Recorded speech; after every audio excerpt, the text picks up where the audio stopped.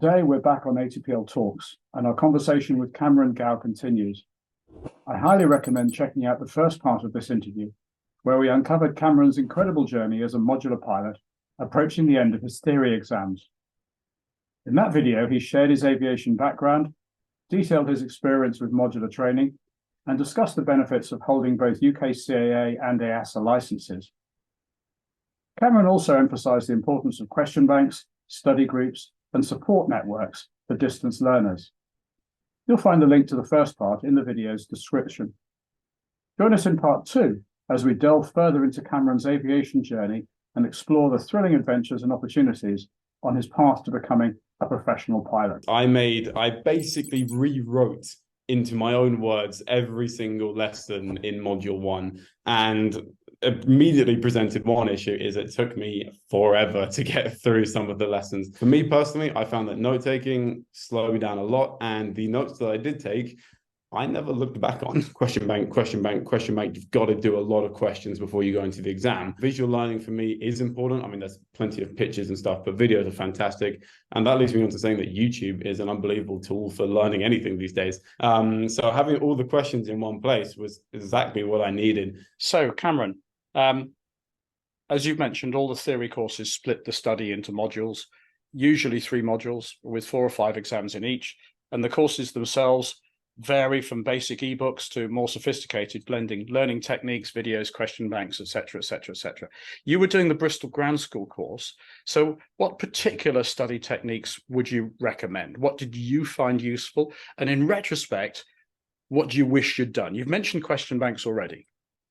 Yeah, so this is a really fun one I like to talk about, because in module 1, really wanted to make tons of notes. I basically rewrote into my own words every single lesson in module 1, and immediately presented one issue is it took me forever to get through some of the lessons. And about a quarter of the way through, I realized this is going to either take me way too long. I must be doing something wrong, because there's people out here doing modules in 2 or 3 months, and I'm struggling to get through, 2 or 3 lessons a day by the time I've written all my pretty notes out and post-it notes and flashcards.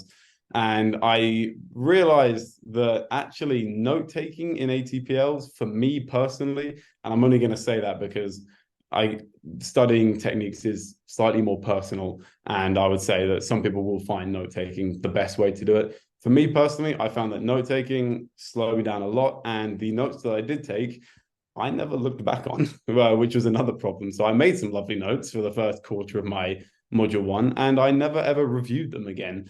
And I think part of the reason for that, and I will route back to the question bank here, is because most question banks have the option to make notes on a question. And I know we'll cover some question bank features later on, but that is one of them that stopped me from writing out paper notes. So I found that instead of doing that, I wanted to get through the book of the content, not rush it, but I wanted to get through it quicker. I think, and at this point, I was talking to other people and they were saying, question bank, question bank, question bank, you've got to do a lot of questions before you go into the exam.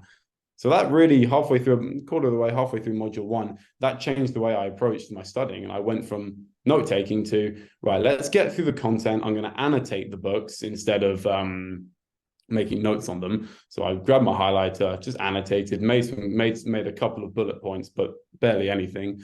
And then I got through the lessons substantially quicker and spent more time in the question bank.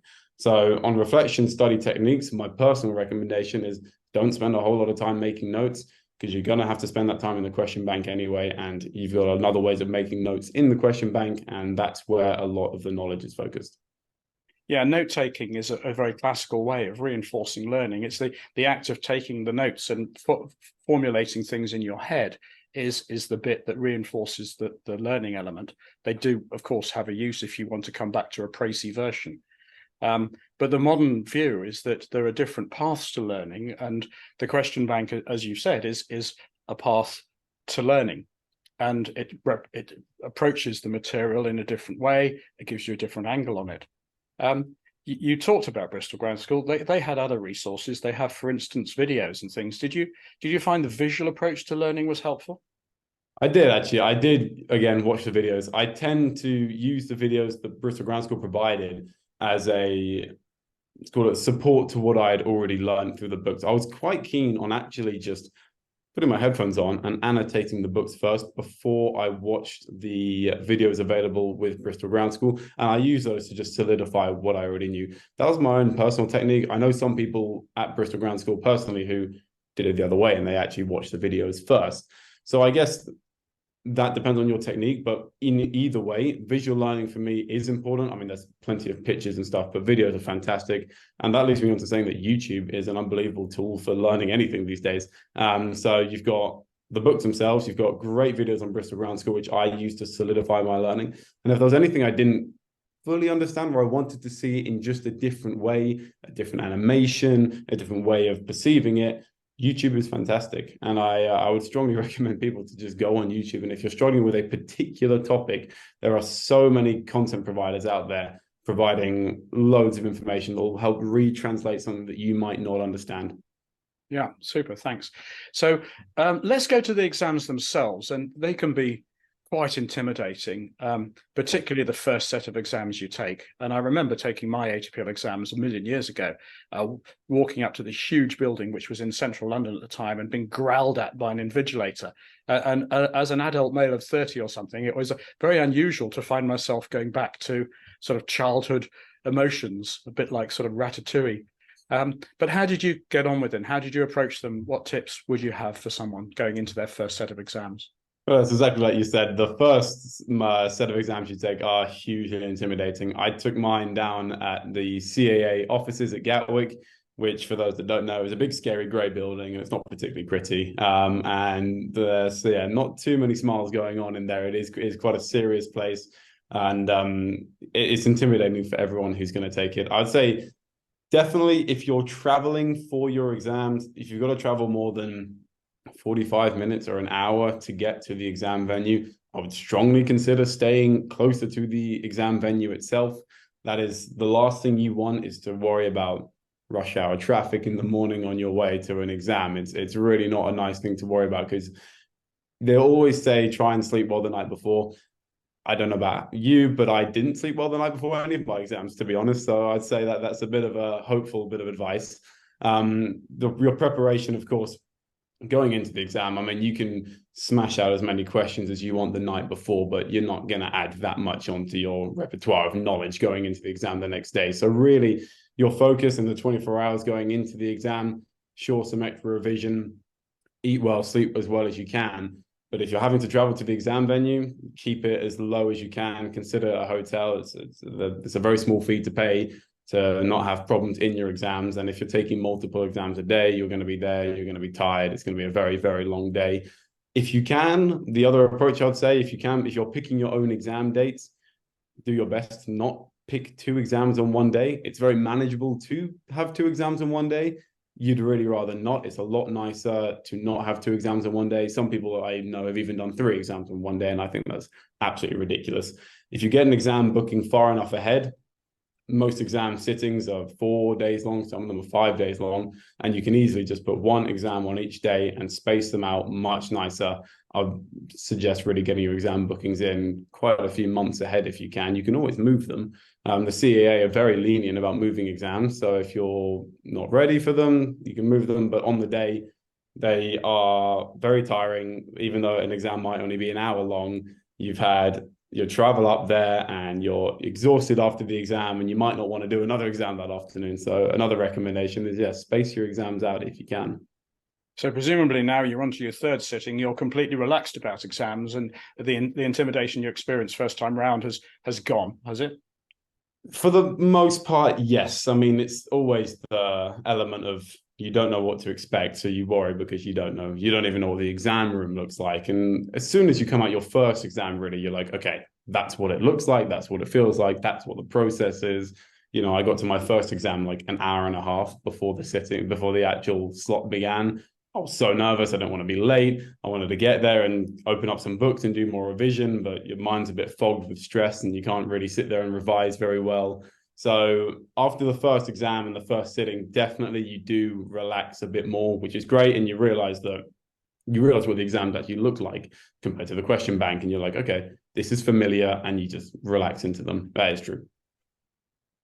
Okay, well, you mentioned the importance of question banks.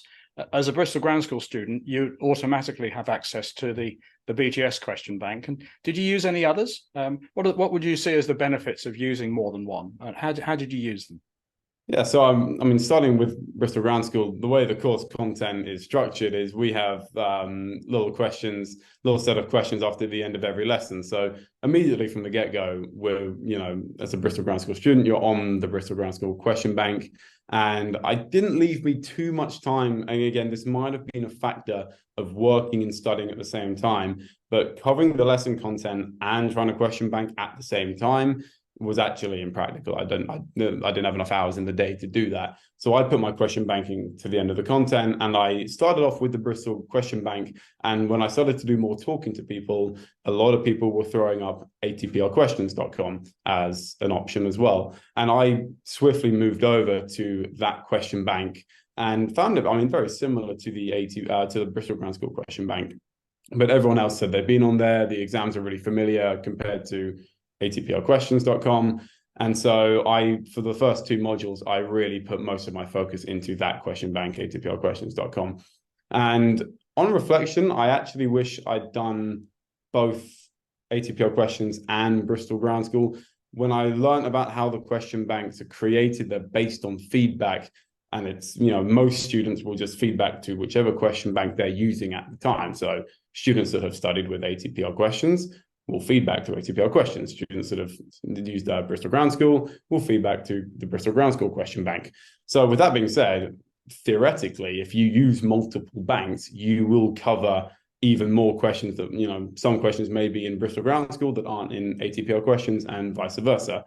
And now on module 3, that actually brings me really easily onto the fact that I use Airhead for my module 3 because it puts them all into one place, which is exactly what I had a problem with before, is switching between multiple question banks, paying another subscription for a question bank, and they're expensive. For the people who don't know, they are actually quite pricey. And, as a student pilot, most of us don't really have too much money left over at the end of the day. So having all the questions in one place was exactly what I needed. And when I first started trying out Airhead, I realized that if I had this in the first two modules, I probably would have actually maybe scored a few more percent just from seeing a couple of extra questions that were in one bank and not the other. So if you're using multiple banks or you're using Airhead with access to multiple banks, are you looking at every single question that's ever been asked in a subject? Or do you tend to look at the most recent feedback for the most stuff that's most relevant to the exams that are coming up? So I kind of created this step-by-step process for the question banks.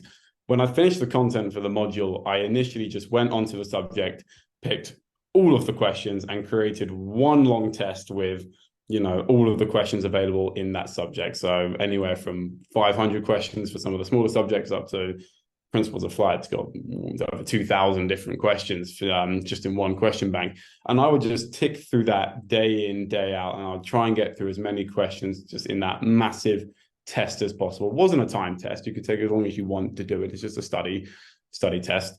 And I would initially try and get through all of the questions and try and see as many questions as possible. And this kind of led me to realize that these question banks take a very long time to go through. They really do, especially if you have other life commitments, work, and you're studying part-time. These question banks take weeks and weeks and weeks to get through at the very best. And so initially I was trying to just get through all of the questions, and then getting closer to the exam, I then started to funnel it down. I started picking filters like only real exam questions, real ones that have been seen and confirmed seen in an exam, and filtered it for the exam authority, which I think are fantastic filters, to be honest. So I would start filtering them down and creating smaller and smaller tests that felt more relevant for each exam. And then you've got the function of the last 200, last 300, last 100 seen questions for that authority. And that's a great tool as well. I think sometimes it's over-relied on. I think a lot of people might be led to believe that feature contains 80% of your real exam. I found in most cases it really doesn't. It's good for 20% of questions in the exam, but any more than that, and you've really got to be focusing on the rest of the question bank to get that knowledge from. And then apart from that, the only other thing I'd recommend in the exam in terms of focusing down is redoing all your wrong questions.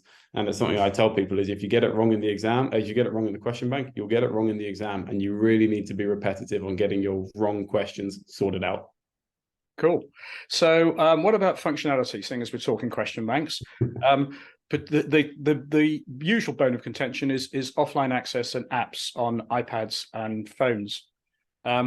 Did you use any of the offline apps?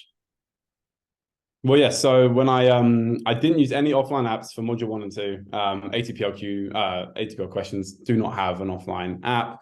But Airhead do, and actually it's a brilliant feature, and it's one that I wish I had again for module 1 and 2, because it just allows you to get in a little bit more study in times that you normally wouldn't have been able to before, because I didn't have my computer with me, I didn't have an internet connection with me necessarily. An offline app, it's fantastic, and it just allows you, if you're sitting on the train, you're waiting for a mate, if you're on your way somewhere, if you're traveling on the plane, if you're going on holiday, it's fantastic. Get the app out and you can just tick through questions, because at the end of the day, my real belief with the question banks is the number of questions you do is absolutely vital. The more you do, the better. The more questions you see before you go into the exams, the better. And if there's any opportunity for you to do more questions going into the exam, the app allows you to do that, because it just allows you to fit in studying at extra times.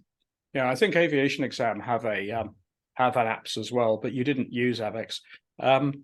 So what were you using it on? Was it phone or iPad or what? I use it on the phone. So I don't have an iPad myself, but the functionality on the phone is brilliant. It's a really smooth working app. I mean, I believe right now it's still in the beta testing. So we've been kind of involved in beta testing it a little bit, and it's fantastic. It's really smooth. It works. It's a brilliant transition from the computer, because one of the things I found with ATPL questions is the website for the phone was pretty not great. It was really glitchy. It was not, it looked like it hadn't been created for the phone at all, and it was made for the computer. Works great on the computer, not great on the phone. The Airhead app on the phone is fantastic. It's really smooth. It's got all the same features and functions, and it looks like it's actually been created for the phone, which is brilliant. So it makes studying not a pain. Yeah, it was created for the phone. I think ATPLQ works very well on iPads, which you missed out on that experience. So I missed out on that one. iPads and online, it seems to be fine. Yeah, okay. Good. Well, Cameron, that's fantastic. Thank you very much. I really enjoyed our conversation, and I hope that our audience will have done so as well. It's a really inspiring approach you've got, and so good luck with these next exams. The next exams are this week or next week? They're the week after, so they are, what are we now, end of October? Yes, so they are, the first exam is the 14th of November. Brilliant. Okay, well, good luck with those, and good luck with your flying. Thank you very much. It's been a pleasure to talk to everyone. It's been fantastic. So, and good luck to everyone out there. Thanks a lot. So below the video, you're going to find links to the Airhead ATPL question bank. As Cameron noted, Airhead offers a comprehensive subscription that gives you access to the latest questions from the 4 major banks all in one place. It has seen an exam by state, the last 200, 300 questions added in each subject, and you've got the apps for offline use. So don't miss the opportunity. Sign up today to begin your free trial.